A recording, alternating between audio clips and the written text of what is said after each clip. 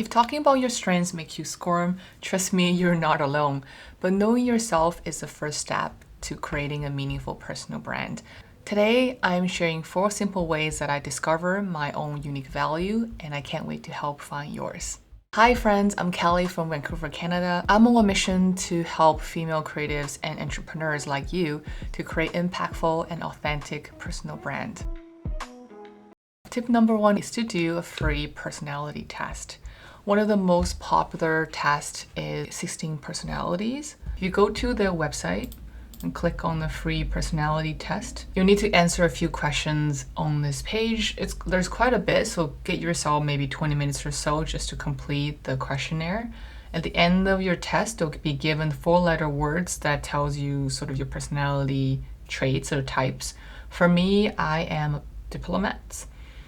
And ENFJ, it will tell you sort of what's your gifts and personality traits and what kind of career path might be good for you. Also your strengths and weaknesses. While it might not be 100% accurate, but I think it gives you a starting point to get to know a bit more about yourself. Tip number 2 is journaling. Personally, I don't journal every day, but when I feel confused and lost, nobody to talk to, I usually like to jot down my thoughts and so do a brain dump of what I'm thinking at the moment.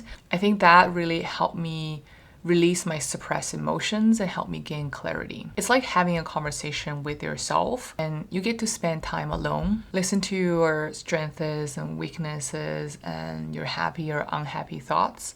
Through this process, you might discover a different side of you.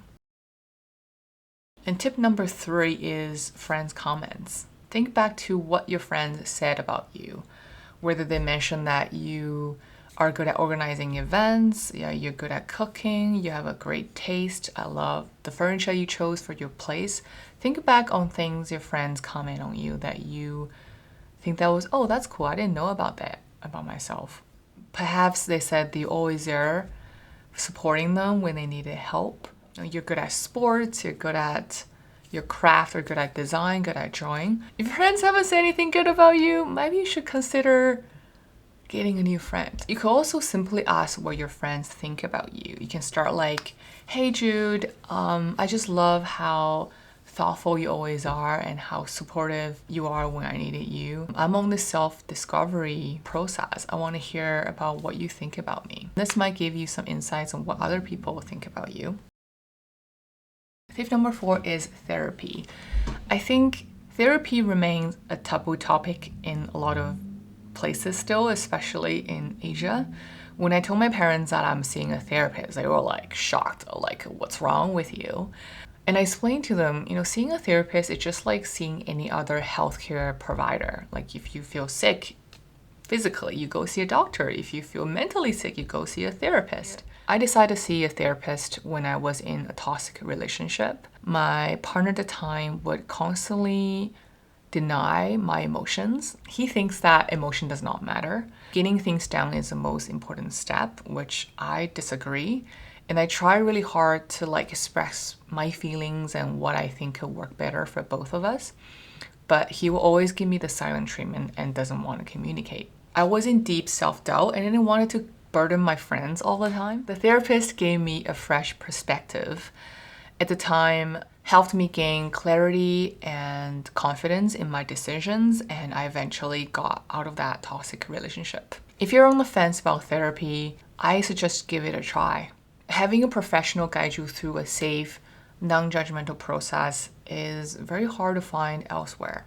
Since you're paying them to listen, you wouldn't need to feel like you're burdening anybody. I personally use Psychology Today to find my therapist in Canada. No, this is not sponsored, but I'll share the website with you. If you click onto the website, you can type in your city. For me, it's Vancouver, British Columbia. Then you can search for all the counselors that you want to work with. And you can also search for what kind of specialties they're in. Maybe they're ADHD, marriage counseling, depression, you want female, male, non-binary, in person, and you can click on specialties and type of therapy. Say, I'm trauma focused, I want, the Sun Life insurance, female, especially in child, depression, anxiety, and then show 51 counselors, then you can go into, say, these. Then you can see how much they charge every session. And usually they offer a 15-minute free consultation that you can call them and talk to them first and decide whether they want to work with them. All the links that I mentioned will be shared in the description below. Like and subscribe if you want to hear more about personal branding and me sharing my journey of transitioning from a landscape designer to a brand strategist. See you next time.